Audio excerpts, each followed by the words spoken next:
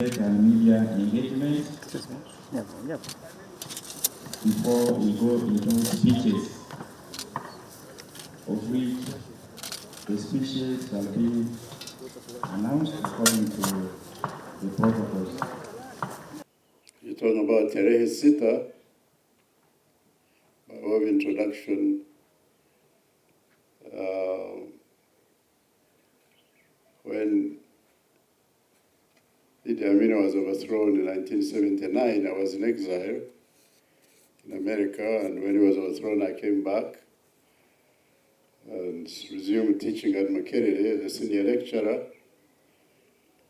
but things were not going right.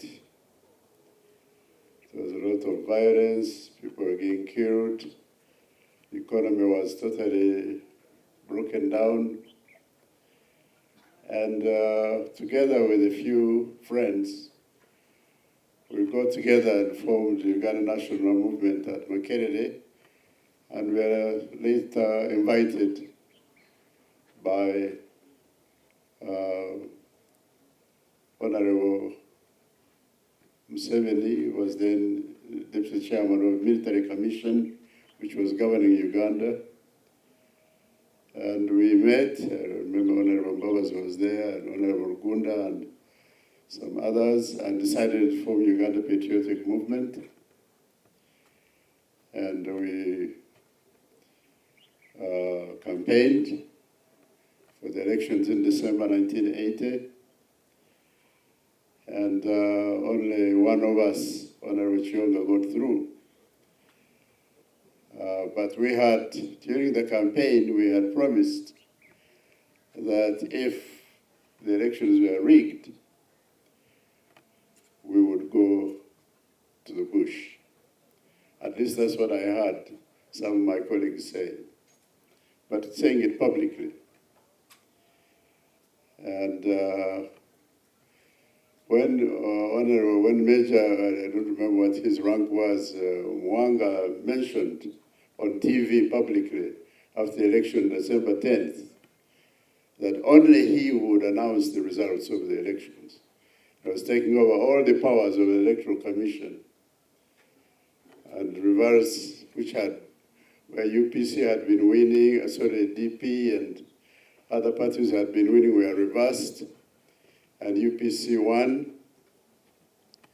Then, before I knew it, I heard that UPM had attacked Kawamba. I had gone back to teaching. I said, for me, that's the end of politics. Let me go back to economics. But it was only a few weeks later, I think 2 weeks, that they came for me. The military came for me in Makerere. I happened to be a believer in God. When they banged my door, I prepared for the worst. But I heard a voice, sounded like a student's voice, say that he's not there, he has gone to the office. And I saw them turn around and go back to their truck.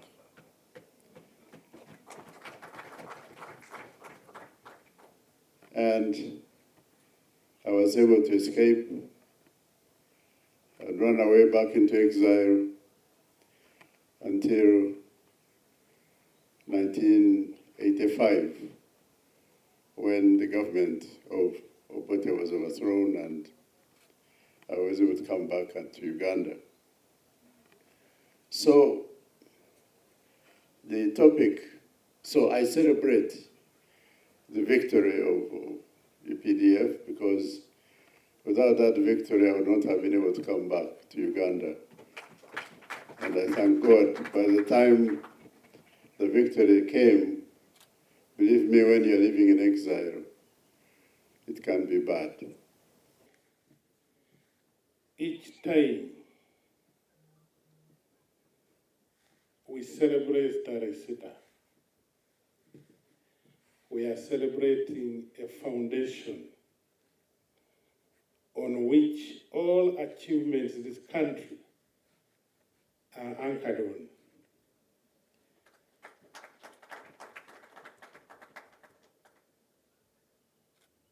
It's a foundation which carries all the successes. Even what Professor Surum has just presented, it's based on that. We celebrate the capacity and the capability of UPDF. We celebrate the bravery, the resilience, the strengths, development and growth of our country, and finally, the national cohesion. Now, basing on that, there's achievement. That's why the future of this country was secured. And today, we are saying, let's protect the gains. Our chief guest, I want to thank the family you left here. You were once here. You led us properly. You planted pumpkin, which you didn't uproot, and that's why you are here. In the same vein, Afande Katumba did so. Afande David Mozi did the same thing. Afande Musanyifu, Afande Kale, Kayora, all those who retired, although they look very young. Our dear chief guest, Right Honorable Mbabazi, and all the invited guests, on behalf of the Minister of Defense and Veteran Affairs and the Uganda People's Defense Forces Fraternity, it is with great honor that I welcome you to the official launch of the 45th Tarehe Sita anniversary. For this 45th Tarehe Sita celebrations, we will highlight the historical significance of Kigezi region, which has already been done, particularly its association with the Freness activities. Notable, Kabale district played a crucial role in the early efforts of the revolution struggle.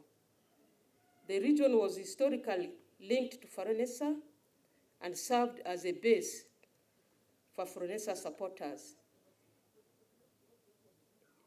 including notably the likes of Right Honorable Ruhakana Rugunda, the Right Honorable Amama Mbabazi, our chief guest here, and include many others who have passed on. As you may already be aware, this launch will culminate into landmark national celebrations on 6th February 2026. We acknowledge the exceptional contributions of the patriots from Kigezi sub-region towards the epic struggle by the Frenessa and subsequently NRA and UPDF. The UPDF uses the opportunity of the Defense Forces Week activities to appreciate the contribution of the Wananchi and renew its commitment to defend and protect the people and the country through interacting with the public, including the veterans who contributed to the political freedom enjoyed today across the country. The January 1986 takeover of government by NRM led to a fundamental change that has provided a conducive political climate for democratic institutions to thrive and is enabling economic transformation to occur. An example is the formation of the 1995 legitimate constitution, under which the NRA became the UPDF, the People's Army. Our chief guest, before I invite you, I also want to share a small story for me being as a refugee. For us, we were in South Sudan. We went to South Sudan when I was 5 years. But there are some things I also saw. I think I will not forget them until God calls me. Therefore, I want to thank the revolutionaries for bringing us back. So when time came that in 1986, the president of Uganda, Yoweri Kaguta Museveni, went up to river called Kaya and said, my people, you come back. They came back. They have settled.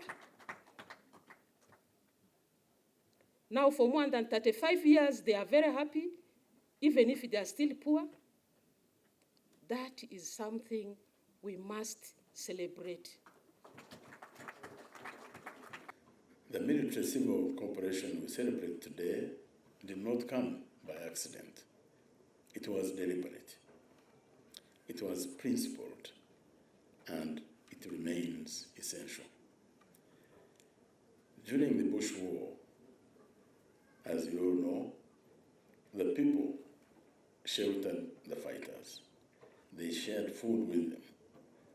They treated their wounds, offered intelligence, and provided moral courage. In return, the fighters protected communities, respected them, and upheld strict discipline. This mutual respect became the core doctrine of the NRA, later UPDF, and it is gratifying to see that this doctrine continues to guide our force today. The UPDF is not merely a military institution. It is a people's force grounded in service, humility, and national duty. So this year's activities in the Kigezi sub-region feel like a homecoming.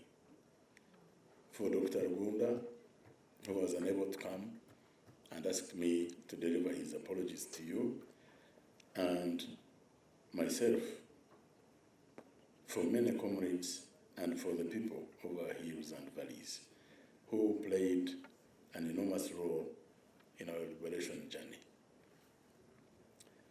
The planned activities, engineering works, the ones General Masco listed here, they are not ceremonial gestures.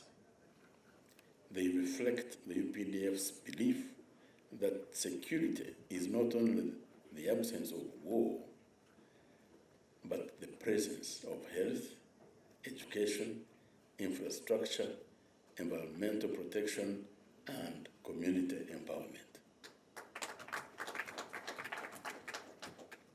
As the army returns to Kigezi, it returns not as a stranger, but as a partner, as a child returning its people, reaffirming the covenant forged decades ago. As a Minister of Defense, yes, the Deputy CDF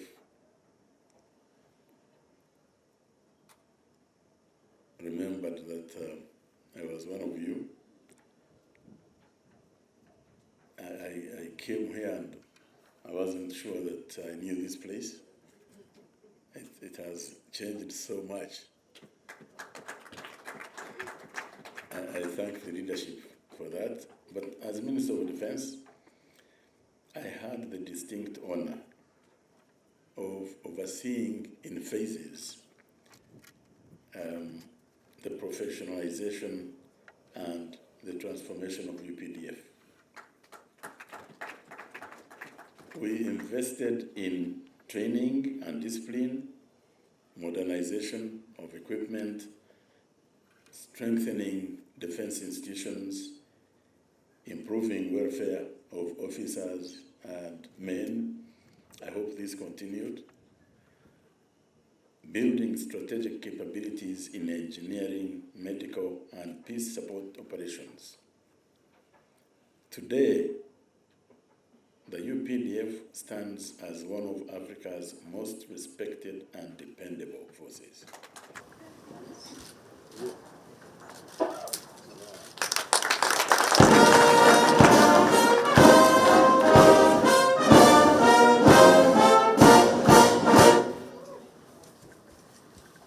Our guest of honor is now signing. He's signing right.